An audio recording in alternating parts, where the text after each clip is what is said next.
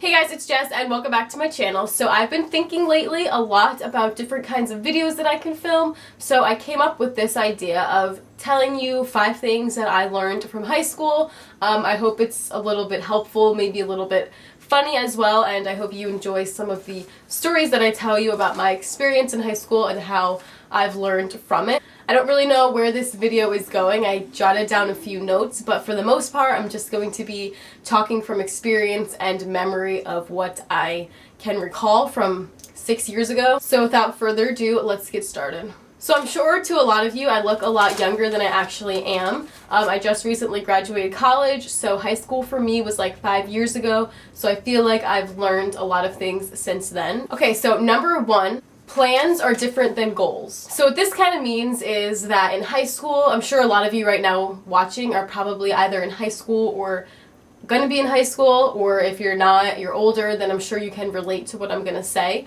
But a lot of times in high school, I know for myself, I was really into and obsessed with being social and like hanging out with my friends and going to do things and making sure that I was always at the party that like everyone was going to. My personal opinion, I didn't focus on what was really important as much as I should have. So that's why I say plans are different than goals, because when you're in high school, you're in that mindset that, you know, I have to make plans for Saturday night, I have to make plans for after the basketball game, I have to, you know, make sure that I go and see my boyfriend and see my friends and do all this, when really you should be thinking more about your lifelong goals and what you can accomplish in your future. Obviously, it's important to have fun and hang out with your friends and do stuff, but you have to kind of find a balance, I think, and that's where I think I struggled in high school.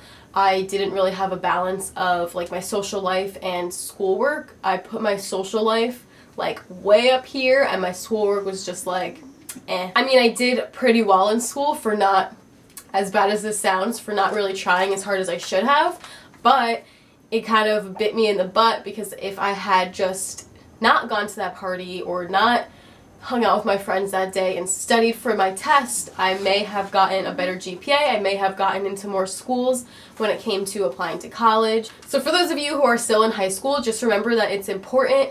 Yes, it's important to have friends and it's important to go and play sports and do clubs and go to events and stuff, but it's also really important to make sure that your schoolwork gets done first and those things come second. If I could do high school over again, the only thing I would change is, you know, I'd come home from school and I would study harder and I would do my homework on time and I would do things differently in that aspect. I had a great time in high school, probably because I was so social and did so many things, but I would definitely focus on my schoolwork more. So I really recommend that for those of you who are going into high school or who are still in high school, that you make your schoolwork a priority.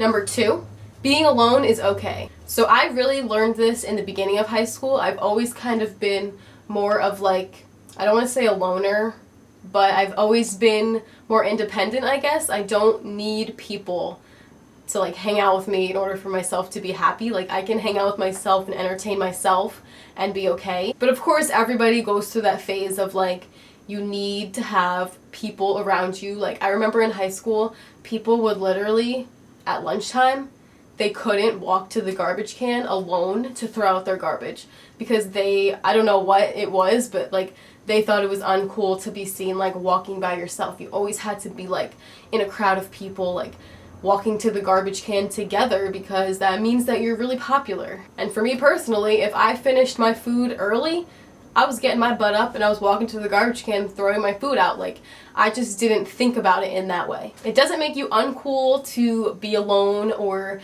you know, like study alone if you have a test or something. It doesn't make you a loser.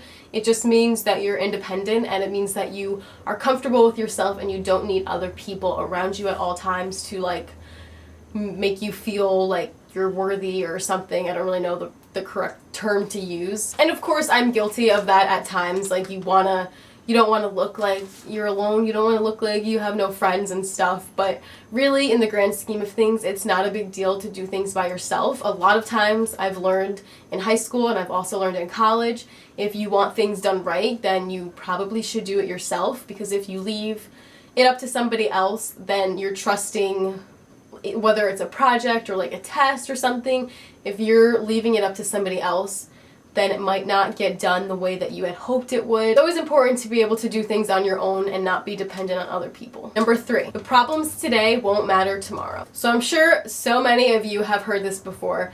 Those of you who are in middle school, in high school, in college, whatever, I'm sure you've heard, it's just high school, it's just 8th grade, it's just college. Like, you have your whole life ahead of you. The problems that you're struggling with today really won't matter in a year from now, so don't stress over things that aren't as big of a deal as you're making them. And I know it can be hard because from personal experience, when I was in high school, I thought everything was like the end of the world.